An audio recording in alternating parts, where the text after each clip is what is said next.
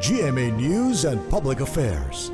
Walang kinikilingan, walang pinoprotektahan, walang kasinungalingan.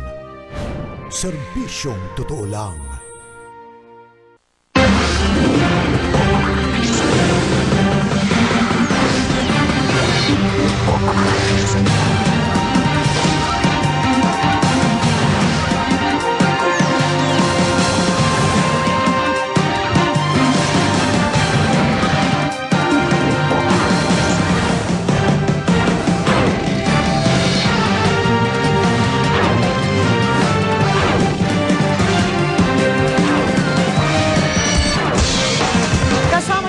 Liga ng Katotohanan. Narito na mga balitang dapat nating sama-samang saksihan.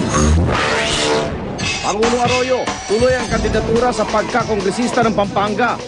Ginawa ng isang dating US President na tumakbot nanalo sa pagkakongressman. Patunay daw na walang iligal sa kandidatura ng Pangulo. Dating Pangulong Joseph Estrada, nanindigang kwalipikado siyang tumakbo. Handa na rin daw sa mga ke-question sa legalidad ng kanyang kandidatura sa pagka-presidente. Press Secretary Serge Remonde na buo at nabato sa rally ng mga mamamahayag na tumutuligsa sa Maguindanao Massacre. Exclusive! Operator ng backhoe na naglibing sa mga biktima ng massacre, sumuko na.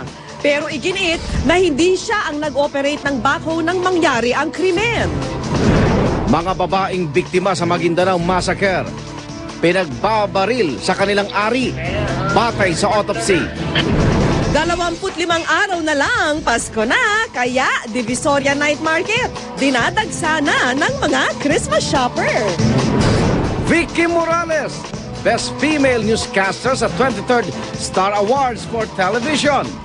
Jessica Soho, Pia Arcangel, Paulo Bedjones, Eyewitness at iba pang programa at personalidad sa GMA7 at Q11, wagi rin.